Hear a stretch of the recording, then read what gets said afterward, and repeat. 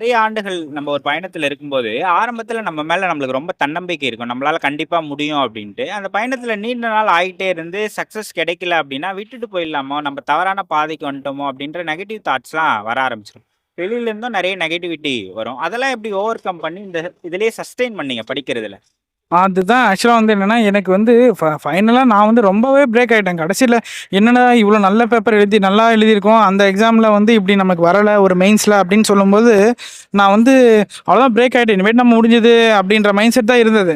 But ஆனா, அ வேற வழி இல்லல்ல. இப்ப நம்ம இது ஃபீல்டுக்குள்ள வந்துட்டோம். இத விட்டுட்டு நான் இப்ப இந்த ஃபீல்டுக்குன்னே ஒரு 6 வருஷம் 7 வருஷம் ஒதுக்கிட்டேன். இதுக்கப்புறம் வெளியில போனாலும் ஒரு வேலை கிடைக்காது.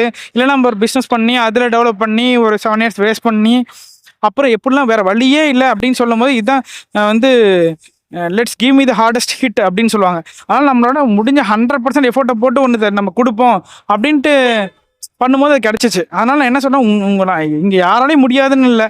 நம்ம அதுக்கான ஒரு முக்கியமான ஏதோ ஒரு விஷயத்த நம்ம லாஸ் பண்ணியிருப்போம். இல்லை அதுக்கு தேவையான ஏதோ ஒரு விஷயத்த நம்ம பண்ணாமல் இருப்போம். அது என்ன விஷயம் ஒவ்வொருத்தருக்கும் ஒரு மாதிரி இருக்கும். அது என்ன விஷயம் நாம் தான் அதை கொஞ்சம் அனலைஸ் பண்ணி நம்ம கொஞ்சம் அடிக்கணும்.